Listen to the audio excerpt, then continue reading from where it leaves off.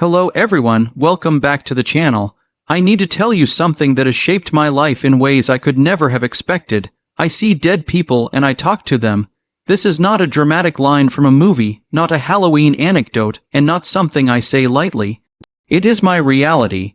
From the smallest whisper brushing past my ear to full-bodied apparitions that stand across from me in the daylight, the dead have been as present in my life as the living. I'm going to tell you everything I can the first time it happened.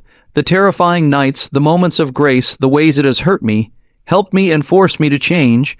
This is my story, unvarnished and honest, and I hope that by the end you will understand what it means to live with the veil thin between two worlds. When I was very small, long before I understood the complexity of life and death, I learned that the world did not end where adults told stories it did.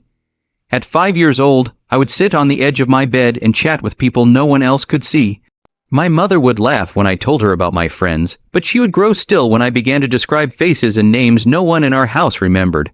I remember a woman who often stood in the doorway of my room, not menacing, not warm, just a sad presence that lingered. She had a particular way of tilting her head and a single silver brooch on her dress. Years later, after many moves and many more experiences, I learned that a woman had died in that house long before I was born and had in fact been buried with a silver brooch. I could not have known those details. That is when the clock in my head began to tick differently. As I grew older, the appearances changed shapes and behaviors. Childhood imaginary friends became adolescent dread. In school, I would see someone in the corner of a classroom not seated, not moving, and it felt like my body was a magnet pulling toward them. I would look, and there would be a person in outdated clothes, a look of longing. When I tried to tell classmates, they joked, called me creative, maybe a little odd. My parents took me to doctors and counselors. I was tested for everything: vision, neurology, psychology. The doctors found nothing physically wrong. The counselors asked a string of questions about my home life, my friendships, my diet, as if those could conjure ghosts. No one could explain it. The only thing that remained constant was the certainty inside me. These visitors were not imaginary. They were real to me in ways that made my stomach drop. The nature of what I experienced was inconsistent, which might be the most maddening part of all. Some spirits were gentle and seemed relieved when I acknowledged them. Some came only once, like a message delivered and checked off a list. Others became persistent, shadowing parts of my life for months or years, bleeding into dreams and waking scenes. I remember a period in my late teens when I felt constantly observed, while walking through a city center, while sleeping, while trying to study for exams. An older man would appear at the bus stop and stand unmoving, his eyes empty and fixed on me. Once, in a cafe, he sat across from me, and I felt his grief like a physical weight pressing on my chest. He left, and later I discovered in a casual conversation with a barista that an elderly man had died alone the year before. His presence a rumor the regulars had not spoken. The alignment of those moments was impossible to ignore. The way the dead communicate with me varies dramatically. Sometimes it's a whisper that slides into my mind like a radio tuning in a sentence, a name, a fragment of a memory that is not mine. Other times it's an image, cinematic and vivid, rushing through me in seconds, the color of a dress, a room on fire, a car wreck, the tilt of a hat. Occasionally, it is a full conversation, though these are rarer and often come at the worst times. The messages are never convenient. They arrive at funerals, at weddings, while grocery shopping, at 3 in the morning when the house is silent. For the living, these messages can be gifts, closure, explanations, final goodbyes. But they can also be burdens. I have had people come to me, desperate, because a voice told them where a lost loved one's last words were. I have also been the vehicle for confessions, guilt, memories that tear at families. One of the most haunting encounters I ever had happened on a winter night when I was 24. I had recently moved into an old apartment building with narrow stairways and creaking floorboards. The building had a history. Everyone in the neighborhood whispered stories about a fire decades earlier and a woman who had not been found. One evening, as snow beat against the window and the heating clanged in the pipes, I sat on my couch reading. The room grew heavy and an overwhelming scent of roses filled the air, sharp and out of season. I turned and there she was, the woman from the stories. She stood with an intensity so absolute I felt my knees soften. She looked at me with an expression that was neither angry nor relieved. When I tried to speak, the words tumbled out of me, not mine, but hers. I couldn't find the door. I felt the panic of someone lost in a burning house, as if I were reliving the moment through her senses. It lasted seconds, and the room was empty again. In the days after, I learned a neighbor had once found a wedding ring in the basement where the fire had been worst, and they had always wondered whose it was. The coincidence was one of many proofs that the dead had reasons for lingering, and that sometimes they used me to point the living toward answers. Not all spirits are looking for closure. Some are angry, confused, or stuck on a trauma that refuses to let them pass. Those encounters are the worst. I remember waking up to find my bedroom filled with an almost audible static, a shivering pressure that crawled along my skin. A figure moved at the end of my bed, dark and hulking, and I felt rage like a physical fever radiating from it. For days afterward, I slept badly, and when I mustered the courage to leave the house, I'd feel invisible hands tug at my clothes, a presence that tried to unsettle me. Those experiences taught me boundaries, metaphysical ones.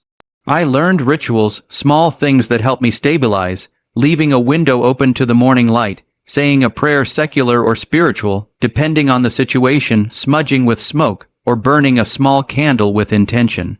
I won't pretend these are ironclad defenses. They aren't. But they help re-anchor me when shadows swell into shapes that want to take more than attention. There is a peculiar cruelty in living between the worlds because of how it complicates relationships with the living. Friends and lovers often struggle to know what to say. They worry about my mental health more than I do sometimes. The reactions run a spectrum: skepticism, compassion, fear, fascination. I have been accused of fabricating stories for drama, treated like a curiosity at parties, and gently referred to therapists. There is a loneliness to it too. When you can see something no one else can, the world feels simultaneously more vivid and very lonely. People I love have asked me to stop telling them. They fear what I might reveal about their family members, or they simply do not want to be pulled into the haunting. Others seek me out in secret, begging me to ask a dead parent a question they could not. It becomes an isolating kind of ministry, one where I often carry the emotional fallout for those who are unwilling or unable to face their own grief. There have been moments of grace, moments that make the weight feel worth carrying. Once, a woman whose brother had died suddenly came to me in panic. She had been unable to speak about him, tortured by what-ifs and silences. When we sat together, the room pulsed with a pressure as if someone entered. I heard the brother's voice, not in words but in a memory that unfolded like film. Fishing on a summer morning, sun in their hair, a joke about losing the boat.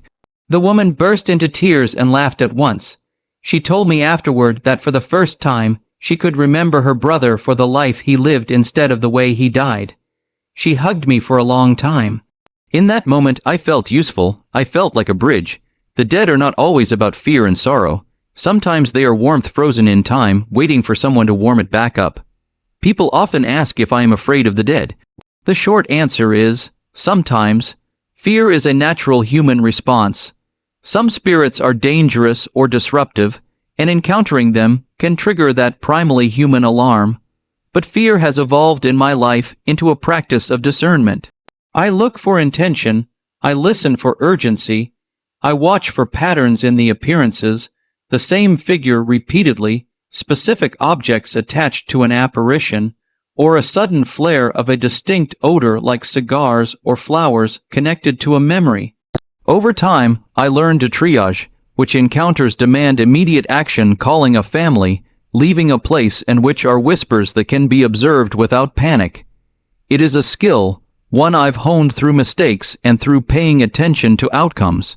There is also the question of why me? Why was I chosen, if it can be called that, to see and speak with those who have passed? I do not have a tidy answer.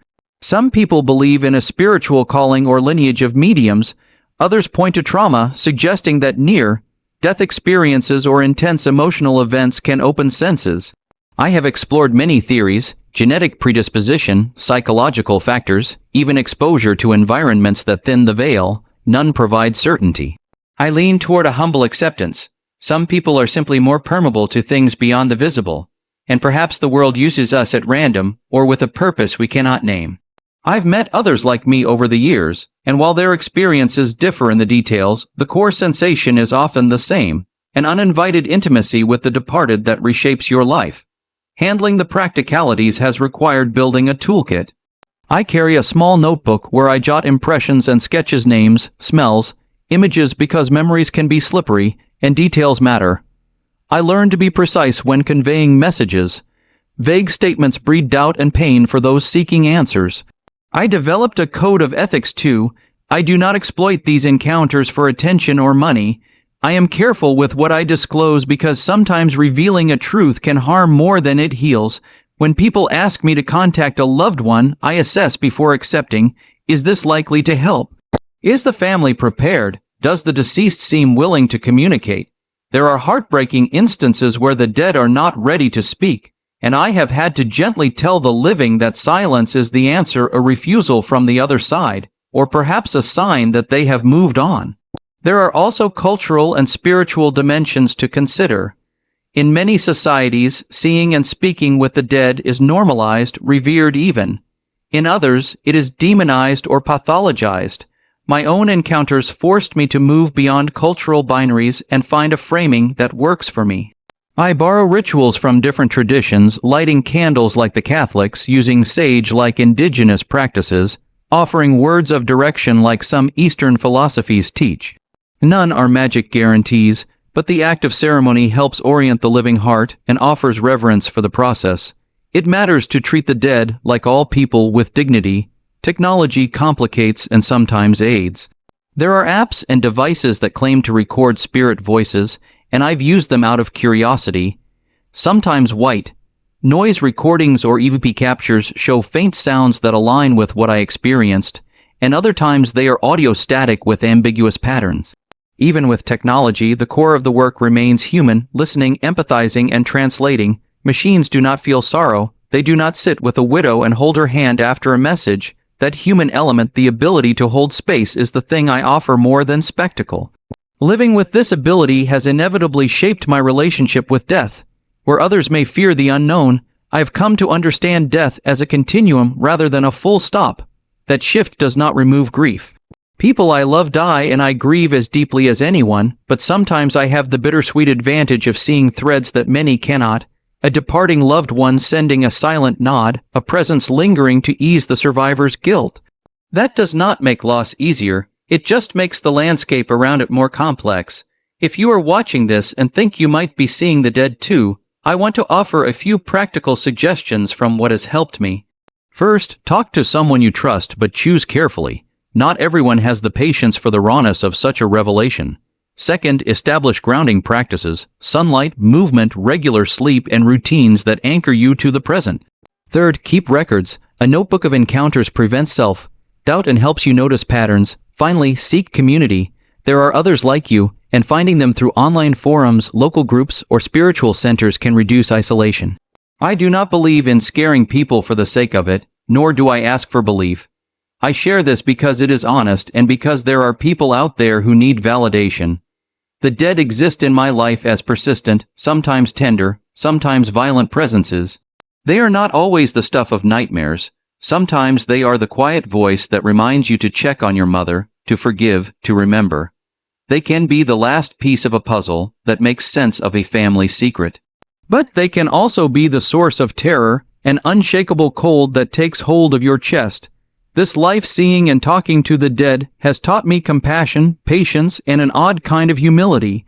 I have learned never to judge quickly. Living people carry the weight of the dead in ways we often cannot imagine. I have learned to listen deeply because sometimes silence holds the greatest truth.